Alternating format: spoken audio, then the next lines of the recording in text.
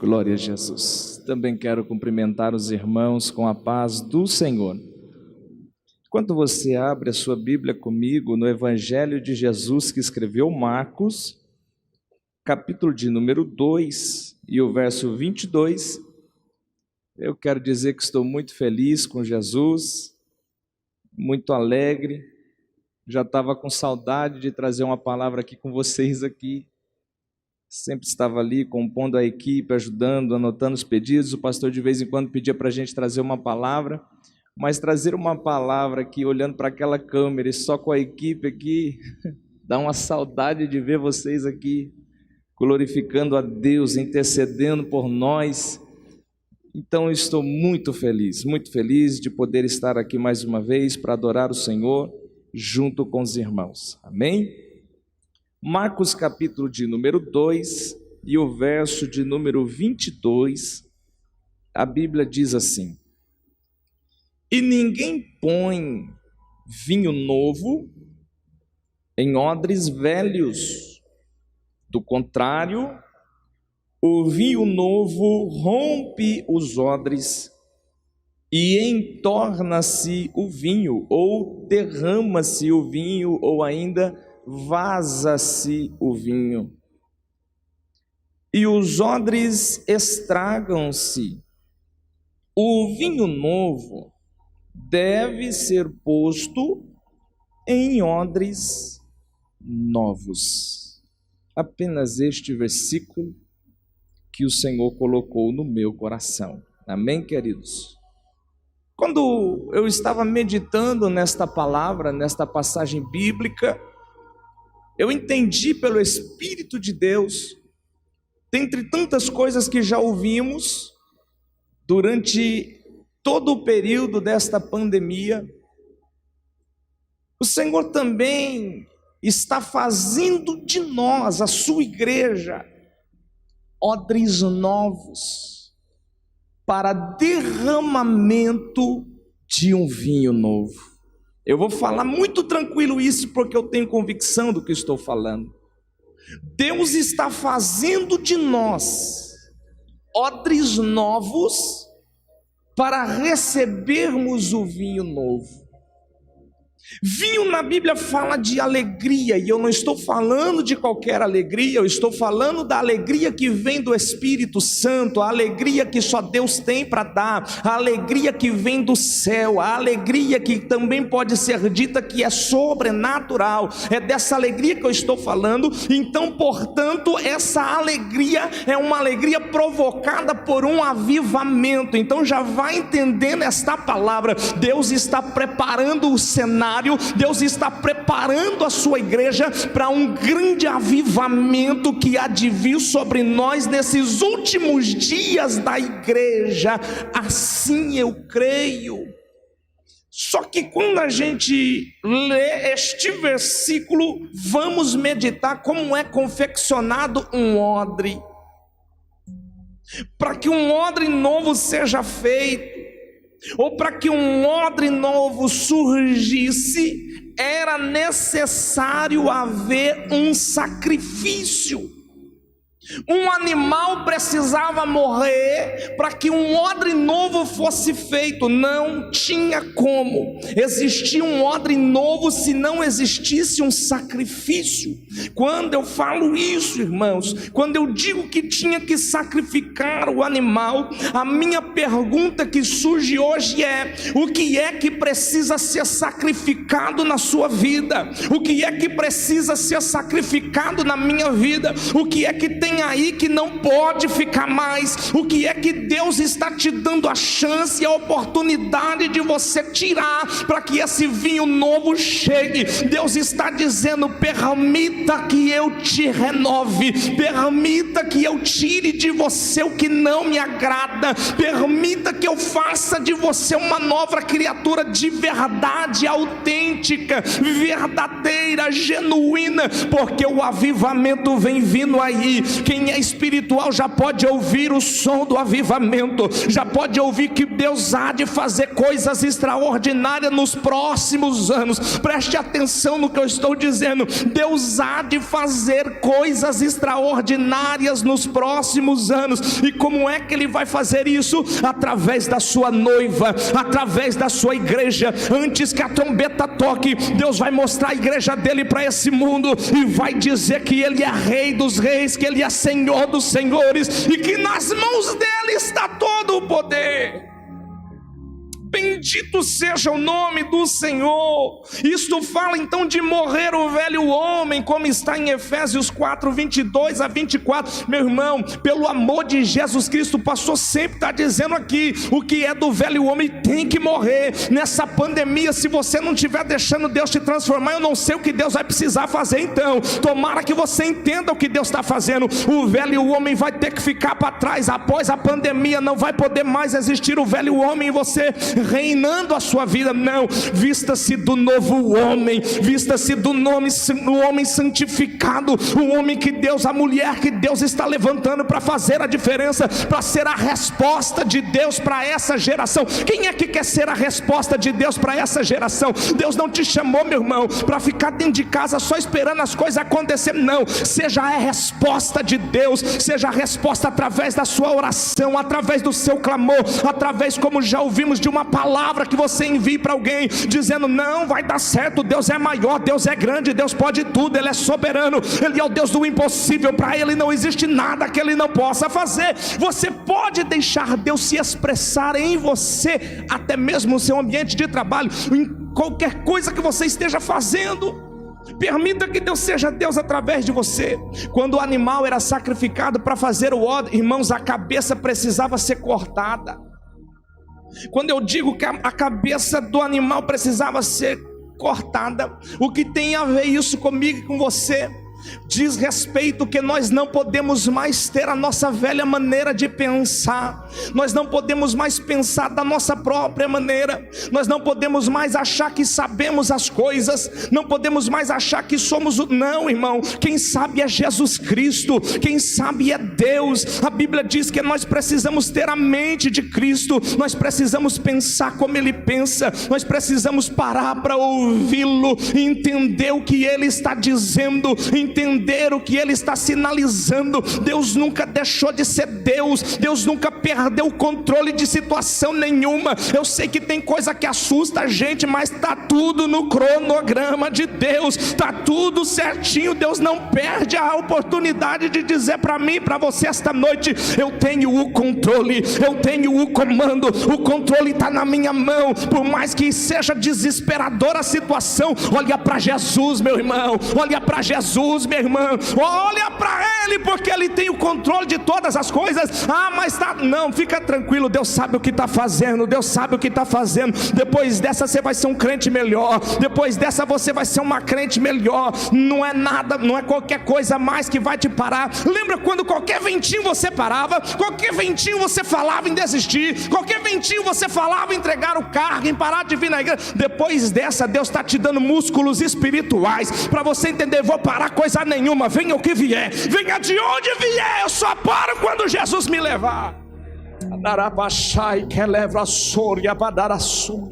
Permita que Deus te dê esses músculos espirituais. Deus está nos permitindo ser resilientes. Sabe o que é ser resiliente? É adquirir estruturas mentais que nos capacitam para passar por situações adversas e ainda assim sair de pé do outro lado, dizendo: eu venci, eu consegui, deu certo, eu cheguei lá. É assim que você vai chegar do outro lado, pode ter certeza. Já vai preparando o cântico novo. E quando eu falo de cântico novo, eu não estou falando de uma composição nova, mas aquele louvor que você já cantava, mas que vai ter um novo significado para a tua vida. Já vai preparando ele, porque no pós-pandemia, se você entender o que Deus está fazendo e o que Deus está falando, e você estiver alinhado com o que Ele está fazendo na terra, se prepara para cantar de um jeito diferente. Vai ter sabor de mel o seu louvor, vai ter sabor de vitória, vai ter sabor de alguém que disse: eu passei e sobrevivi, eu passei e consegui chegar, eu passei e Deus cuidou de mim.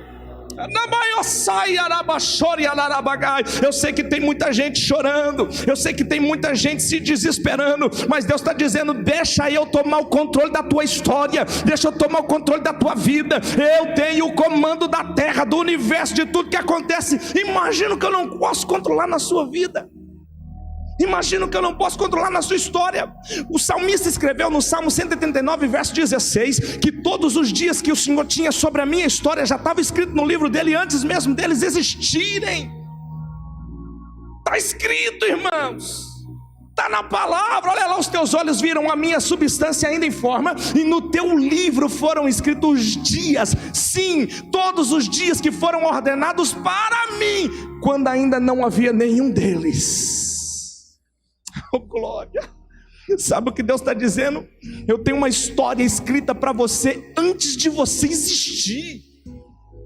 Efésios 1:4 diz que Ele nos elegeu nele antes da fundação do mundo. Antes que a terra existisse, você já existia no coração de Deus. Aí você está achando, irmão, que uma pandemia vai fazer Deus deixar de cumprir o que Ele tem com a tua vida? Vai deixar de cumprir o que tem? Não vai parar, não. Deus tem o controle. Eu volto a dizer e insisto: Deus tem o controle de tudo isso.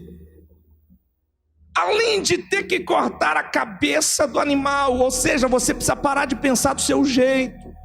Você precisa pensar do jeito que Deus quer que você pense. Não é do seu jeito, é do jeito dele. Até o que a gente faz para Deus não pode ser do nosso jeito, tem que ser do jeito dele.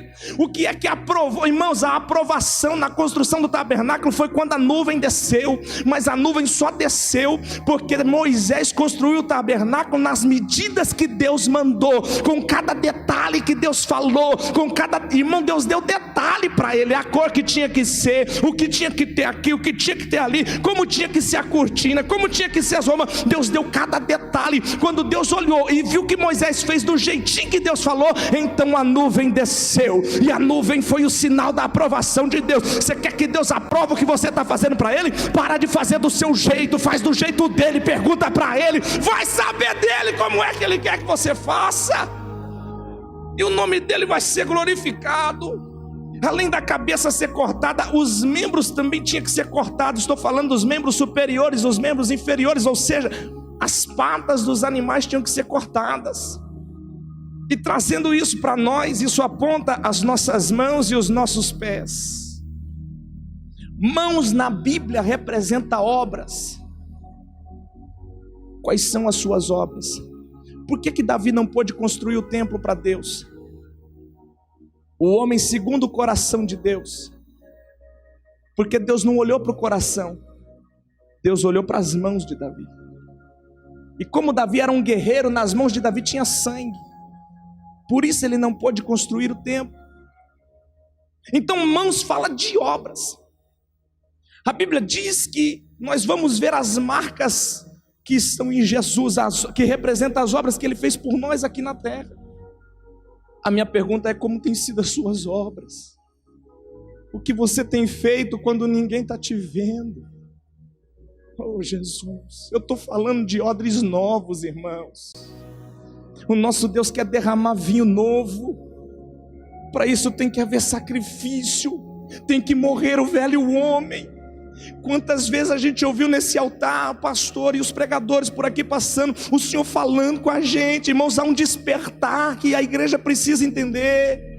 A igreja precisa entender, sabe aquelas coisas pequenininhas que não pode existir mais isso não, mas o negócio é maior, é uma coisa maior. A gente tem que olhar para Jesus, é coisa grande o que Ele quer fazer. A gente tem que parar de ser tão mesquinho, de às vezes nos apegar com, sabe, coisinhas de disse-me-disse, uns negócios assim esquisitos, umas briguinhas daqui. Não, Jesus quer limpar o seu povo, quer limpar a sua noiva, quer limpar a sua igreja. Nós precisamos estar olhando para Ele. Irmão, deixa eu dizer uma coisa que Paulo falou. Paulo escrevendo aos Coríntios, ele disse: a ninguém conheçais segundo a carne. O que é que Paulo estava dizendo? ninguém conheçais segundo a carne. Se você for conhecer o outro segundo a carne, você só vai ver defeito nele, você só vai ver o que ele faz de errado. Se não é para conhecer segundo a carne, o contrário disso que é, precisamos conhecer o outro segundo o Espírito, porque segundo o Espírito é como se eu colocasse um filtro antes de conhecer a pessoa. É pelo Espírito, aí eu vou enxergar qualidade nele, eu vou enxergar que ele é alguma coisa boa na presença de Deus. Então não olhe ninguém segundo a carne, olha segundo o Espírito. E quando eu falo de pés, irmãos, fala da gente, o nosso andar. Quando Deus deu a ordem a Moisés para que os sacerdotes fossem consagrados, o Senhor disse: olha, vocês vão sacrificar o cordeiro, e com o sangue vocês vão pegar do sangue e colocar na ponta da orelha direita, na ponta do polegar da mão direita e na ponta do polegar do pé direito. O que significa isso? Na ponta da orelha direita, os sacerdotes estavam consagrando o seu ouvir a Deus. Na ponta do polegar da mão direita, eles estavam consagrando as obras deles a Deus. E na ponta do polegar do pé direito, os sacerdotes estavam consagrando o seu andar ao Senhor. A sua maneira de andar aqui na terra precisa glorificar o nome do Senhor. A sua maneira de andar aqui precisa expressar Deus para essa geração corrompida. A sua maneira de andar aqui na terra, irmão, tudo o que você faz, o que você faz no seu trabalho, o que você faz na sua casa, o que você faz na faculdade, o que você faz tudo precisa glorificar o nome de Jesus. Deus precisa ser Deus através, irmão, não tem mais tempo para a gente ser mais ou menos, não. Ou é, ou então é. Nós só temos essas duas opções: ou você é, ou então você é. Não dá mais tempo de ficar no mais ou menos, não dá para ficar no muro, porque o muro pertence ao inimigo também. É melhor passar para o lado de cá, nesse time que nunca perde uma briga, porque o nosso general é Cristo, o nosso general é Jesus Cristo, o mesmo general dos exércitos celestiais. Então é hora de nós sermos de verdade. É o tempo da profecia que está escrito, que diz: quem é sujo, suje-se ainda, e quem é limpo, limpe-se ainda. Chegou a hora, chegou o tempo. Se você se considera santo, então se santifique ainda mais. Se você se considera limpo, então se limpe ainda mais. Jesus já vai buscar a sua noiva. Daqui a pouquinho a trombeta vai tocar. Jesus, irmãos, é real, o arrebatamento vai acontecer. Os sinais estão dizendo. Todas as vezes que eu vejo alguma coisa na natureza acontecendo, ou alguma tragédia, enfim, sabe o que eu entendo? É o meu noivo sinalizando para a igreja: eu estou voltando. Será que você está pronto para isso? Irmão, eu sei que está de máscara, mas pelo menos dá uma olhada para alguém que está mais perto de você. Só faz assim para ele, para dizer: Jesus está voltando mesmo. De vez em quando o pastor até pergunta aqui, né? Se Jesus vier hoje levar 2, eu sou um, quem vai ser o outro? Aleluia. Além de sacrificar os membros, irmãos, antes de fazer o odre, depois que se tirava o animal do couro, não é que tirar o couro do animal, não, tirava o animal de dentro do couro, e sobrava só o couro. Esse couro precisava ir para a curtição. Por que precisava ir para a curtição? É um tempo de preparação. Porque o couro que não era curtido, quando o couro não era curtido, ele transmitia um sabor e um cheiro desagradável ao vinho. Aleluia. A fase de curtição é necessária, porque é na curtição que Deus tira de nós tudo aquilo que ainda restou da nossa carnalidade. Ninguém quer ficar curtindo, né? Ninguém, no sentido de ficar ali isoladinho, bonitinho, quietinho, deixado de lado. Mas é necessário isso, até para que a gente se conheça. Porque uma das maneiras para a gente viver o propósito que Deus tem para cada um de nós é a gente se conhecer. A gente precisa saber quem nós somos. Precisamos conhecer os nossos dons, as nossas habilidades, as nossas fragilidades, as nossas fraquezas. Nós precisamos saber quem nós somos, para que através de sabermos quem somos, nós sabemos como poderemos servir a nossa geração, a geração em que nós nascemos, porque ninguém está aqui por acaso não, meu irmão. Você pode estar olhando para mim aí, até dizer, os de mais de idade, pode até dizer, ah não, mas eu já estou velho. Se fosse para você não fazer nada, Jesus já tinha te levado, meu querido. Se você está aí ainda tem alguma coisa para você fazer. A prova disso é que você está vivo. Se não precisasse fazer nada, Jesus te recolhia. Eu sei que é forte o que eu estou dizendo, mas é a realidade. É um despertar para a igreja. Não dá mais para ficar de braço cruzado. Não dá mais para ficar parado só ouvindo o pastor dizer, irmãos, ganha almas, irmãos, prega o evangelho. Não, ou agora você faz, ou então vai ter que fazer. Isso aí não vai ter outro jeito de correr não. Você está entendendo? Diga aleluia. Está entendendo? Diga um amém de máscara na cara mesmo.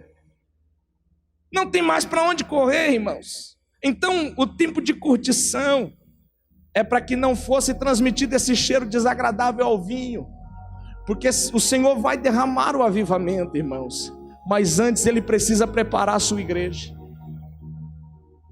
A igreja precisa ter estrutura para suportar um avivamento. Aleluia. Se nós não tivermos estrutura, o avivamento pode de alguma maneira nos fazer perder a direção.